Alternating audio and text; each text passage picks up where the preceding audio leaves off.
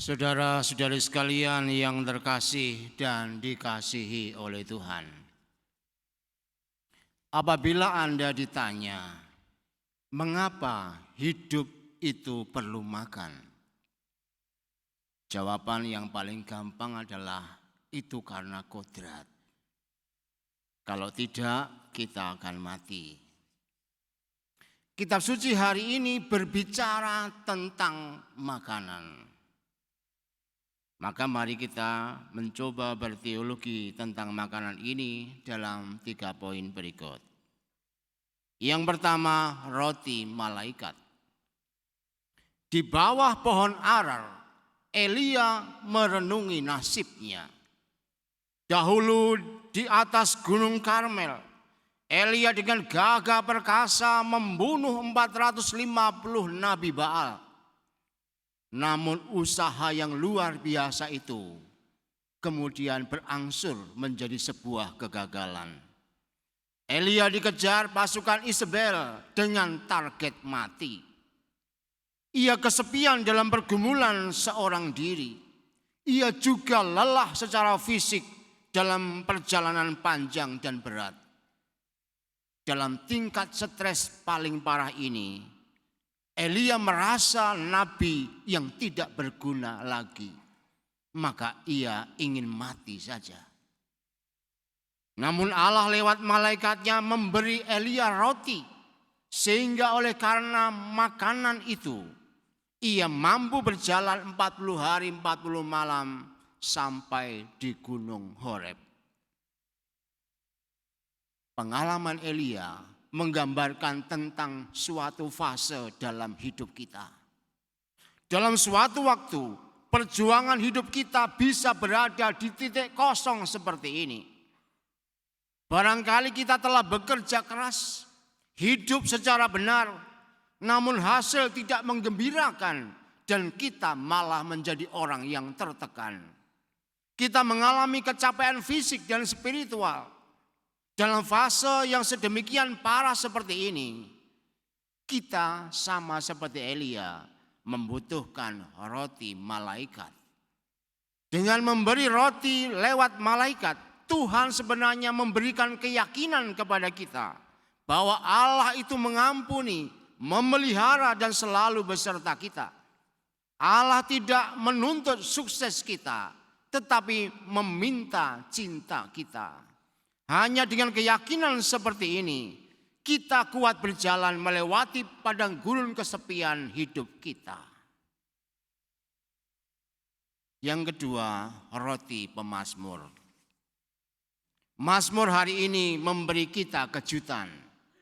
Menurut pemazmur, Tuhan dan kebaikannya itu seperti makanan yang packingnya bagus dan rasanya nikmat.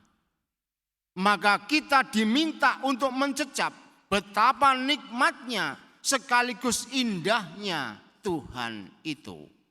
Kita akan rugi bila tidak mencecap dan melihat.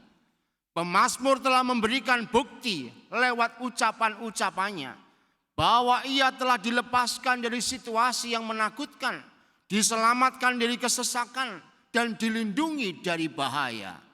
Hanya Tuhan yang menjamin seluruh hidup pemazmur, terutama dari ancaman musuh, yaitu setan. Pengalaman pemazmur kiranya menjadi metode penting bagi kita di saat mengalami kehampaan, di saat mengalami ancaman, dan ketika kita mengalami kesesakan.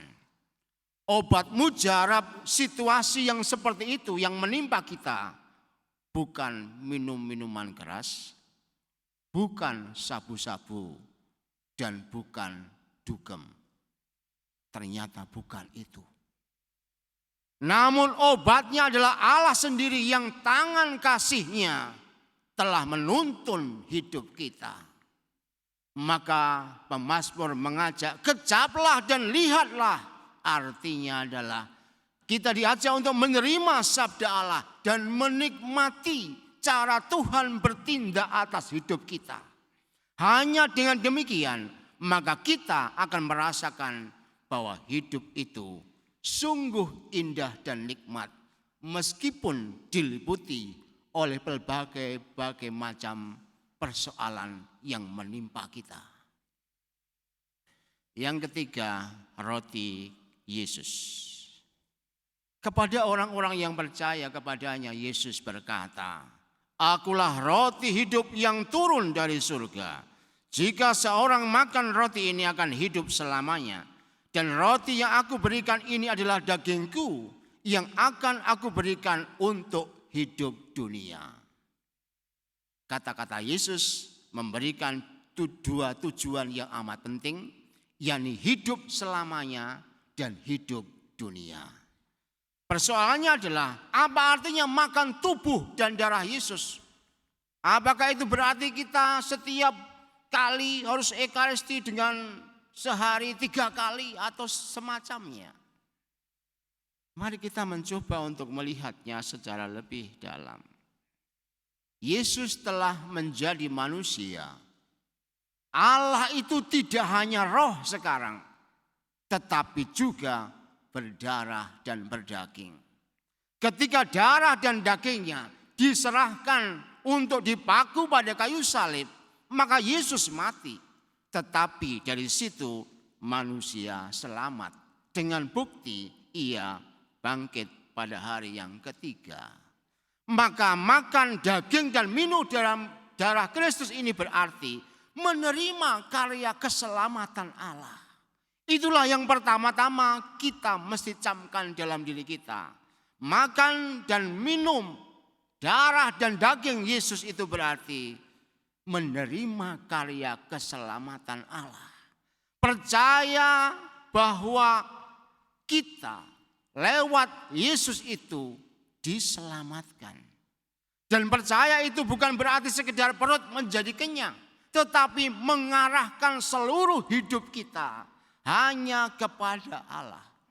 Sama seperti ketika kita bekerja keras penuh keringat, seluruh pikiran, seluruh hati dan tindakan kita arahnya adalah bagaimana supaya kita akhirnya dapat makan. Sama seperti hal yang demikian, maka dengan minum darah dan tubuh Kristus berarti mengarahkan seluruh hidup kita, pikiran, hati, dan kehendak kita kepada Allah. Kalau demikian, maka kemudian kita akan memiliki kesatuan dengan Allah. Dan hidup dalam kesatuan yang seperti ini, inilah yang akan menjamin kita untuk hidup yang kekal. Semoga kita hari ini diberi pemahaman atau pencerahan kuasa Roh Kudus untuk mengerti tentang roti malaikat, untuk memahami tentang roti pemazmur, dan akhirnya percaya pada roti Yesus yang memberikan kita kepada hidup yang kekal. Tuhan memberkati.